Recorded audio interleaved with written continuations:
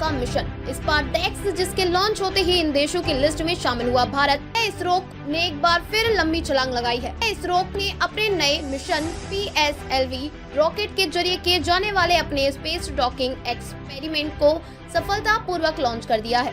Launching ठीक रात 10 बजे श्रीहरिकोटा से की गई। इस मिशन का नाम स्पेसएक्स रखा गया है। क्या है स्पेसएक्स मिशन?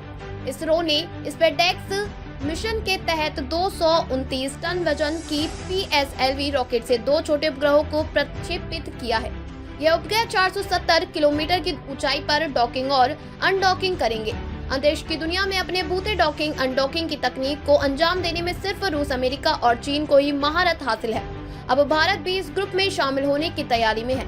भारत के लिए ये गौरव की बात है कि इसरो ने अब इस डॉकिंग सिस्टम पर पेटेंट भी लिया है, क्योंकि आमतौर पर कोई भी देश डॉकिंग और अनडॉकिंग की कठिन बारीकियों को शेयर नहीं करते हैं। इसलिए इसरो को अपने खुद को डॉकिंग मैकेनिज्म बनाना पड़ा। चंद्रयान 4 मिशन में भी काम आएगी ये टेक्नोलॉजी। ये डॉकिंग अनडॉकिंग टेक्नोलॉजी भारत के चंद्रयान 4 मिशन के लिए बहुत ज्यादा महत्वपूर्ण होगी, जो चांद से सैंपल रिटर्न मिशन है। फिर भारतीय अंतरिक्ष स्टेशन बनेगा, तब धरती से कई मॉड्यूल्स को ले जाकर अंतरिक्ष में जोड़ा जाएगा और 2040 में जब एक भारतीय को चांद पर भेजा जाएगा और वापस लाया जाएगा, तब भी डॉकिंग और अनडॉकिंग एक्सपेरिमेंट की जरूरत पड़ेगी। ये डॉकिंग अनडॉकिंग एक बहुत ही पेचीदा काम है। अभी तक केवल रूस, अमेरिका और चीन में इनमें महाभारत हासिल की है। अब भारत ने भी इसके ओर अपने कदम बढ़ा दिए हैं। अमेरिका ने की थी सबसे पहले डॉकिंग। अंतरिक्ष में सबसे पहले अमेरिका ने 16 मार्च 1966 को डॉकिंग की थी। सोवियत संघ ने पहली बार 30 अक्टूबर 1967 को 2 स्पेसक्राफ्ट अंतरिक्ष में डॉक किए थे। चीन ने पहली बार स्पेस डॉकिंग 2 नवंबर 2011 को की थी। आसान भाषा में समझे डॉकिंग और अनडॉकिंग की प्रक्रिया।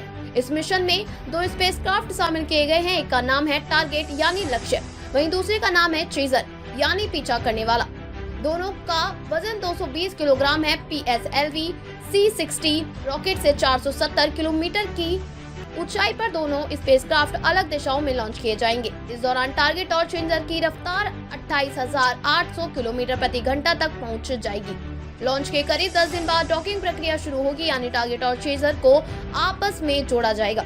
करीब 20 किलोमीटर की दूरी से चेजर स्पेसक्राफ्ट टारगेट स्पेसक्राफ्ट की तरफ बढ़ेगा। इसके बाद ये दूरी घटते हुए 5 किलोमीटर तक पहुंचेगी, फिर 1.5 किलोमीटर होगी, इसके बाद 500 मीटर हो जाएगी। जब चेजर और टारगेट के बीच की दूरी 3 मीटर होगी, तब डॉकिंग यानी दोनों स्पेसक्राफ्ट के आपस में जुड़ने की प्रक्रिया शुरू हो जाएगी। चेजर और टारगेट के जुड़ने के बाद इलेक्ट्रिकल पावर ट्रांसफर किया जाएगा। इस पूरी प्रक्रिया को धरती से ही कंट्रोल किया जाएगा। इसरो के लिए ये मिशन एक बहुत बड़ा एक्सपेरिमेंट है, क्योंकि भविष्य के स्पेस प्रोग्राम इस मिशन पर टिके हैं।